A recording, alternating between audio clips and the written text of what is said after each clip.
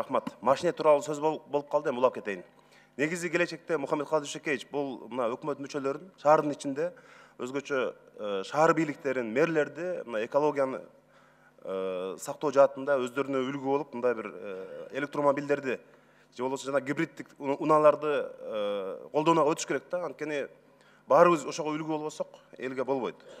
Эми өкмөттө кемчиликтер да бар, позитив да бар. Кемчилик катары мен ойлойт элем, мына жакында ишкерлерге болгон кол салуу бул абдан жаман окуя болду. Стратегиялык объектте, аэропортто, ошол жерде камералардан коркпой кылмыштуу топтор кол салып, ишкерлерге өлтүргөн бул аябай жаман коңгуроо. Эгерде стратегиялык объекттерде ишкерлерге кол салуудан коркпосо, анда мындай бир көчөлөрдө эмне болуп атканын билбейбиз. Ушул абдан жакшы болгон жок. Экинчиден, сиздин кол алдыңызда иштеген балдардын жанагы өрдөк этине байланышкан чырга аралашып алганы дагы өкмөткө, анын ичинде сиздин атыңызга көө жапты. Үчүнчүдөн, акча алып атканы далилденген адамдардын соттун чечими чыгып чыкпай атып, чет өлкөгө качып кетип атканы. Ал жерде мына милиция, чек ара кызматы, ошонун баары иштеш керек эле. Ошонун баары коррупцияга каршы күрөшкө дагы мындай көө жаап атат, көлөкө түшүрүп атат. Ушул маселелер. Позитив катары мына патрулдук милиция. Бул абдан жакшы долбоор болду. Мына Грузия эң өнүккөн өлкөлөрдө ушундай бир мындай мыкты балдар кыздар, билимдүү балдар кыздар көчөгөйдө тартип сактап иштеп атышат. Ушул мындай оң жакка баласак боло турган окуянын бири дейм. Экинчиден, коопсуз шаар. Анча-мынча кемчиликтер болгон менен элибиз көнүп баратат. Буга дагы мындай анча-мынча өкмөт башчылары бара албаган чечкиндүү кадамга бардыңыз. Менимче мына элдеги мындай бир сөздү айтып атам да. Үчүнчүдөн, эң маанилүү тармак бул мугалимдерге 30% көтөрдүңүз. Бул мындай мугалимдер жалпы билим берүү тармагына чоң колдоо. Ушул менимче мыкты мактана турган нерсебиз болду. Эми мен сизге айтат элем, мына педагогикалык багыттагы сиз азыр өзүңүз айтып өттүңүз, номер 1 приоритет. Бул абдан туура. Педагогикалык багыттагы болочок мугалимдерге факультеттерде бюджеттик орундарга балдар толбой калып атат. Ошого мына 30% деп сөз болуп калды. Мына эсебин эсептеп көрсөк адистер менен. Болгону 9 миллиондун тегерегинде каражат кетет экен. Ошол болочок мугалимдердин дагы, ошолорго дагы менин өкмөтүм бар, мага кам көрөт менин өкмөтүм деп бир дем берели. Ошо 9 миллион бир жылына.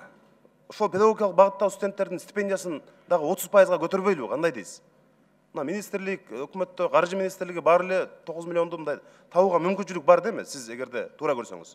Кандай дейсиз? Негизи бул жерде, бул маселеде, по-моему, акча мындай эме болбош керек. Эгерде туура маселеси болсо колдойбуз. Жана сиз айтып атасыз да, мугалим болуп ошол мектептерге барып сөзсүз иштейм дегендерди колдойлу деп атасыз да, туурабы? Туура. Бул жагын карайлы кандай? Туура. Бул жакшы сунуш экен. Сиздин токтом менен эле менимче жасасак болот да.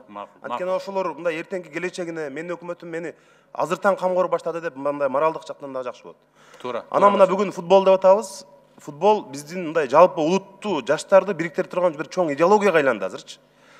Ошого бир чоң талапка жооп бере турган заманбап стадион куруу план барбы ушундай өкмөттө азырчы? План бар. Абдан бар, жакшы маселе болмок да. Баарыбызды ушул футбол бириктирип атат, чынын айтканда. План бар, ал жерге жерди да дайындадык. Инвесторлор да чыгып калды азыр. Кудай буюрса жакында барлык иш-чараларды аягына чыгарсак анан баштайбыз. Бар. Биз эми элге да убада бергенбиз, футболисттерибизге да убада бергенбиз, күйөрмандарга да убада бергенбиз. Ошон үчүн муну баштайбыз. Мына Сооронбай Шарипович өзү башында болуп, бардык маселелерди мэриядан алына турган мыйзамсыз салынып алган жол жерлердин баарын алдырып атабыз азыр. Жанагы бизде Южный магистраль деп коет, ошонун үстүндөгү жерлердин баары мыйзамсыз атка минерлерге, бизнесмендерге берилип кеткен, ошонун баарын алып, ошол жерге бүт спорт шаарчасы болот экен өзүнчө. Спорт шаарчасын кылалы деп атабыз. Бул реалдуу дем бул эми президентибиздин чоң проектиси болгон атат. Мына бюджетте прокуратура, башкы прокуратурага, омбудсменге мына көбөйгөн акчалар. Рахмат. Убактыбызды аяктадык. Жанар Кубанович. Рахмат, Жанар мырза. Сөз кезеги депутат Аттокуров Данияр Бексултановичте.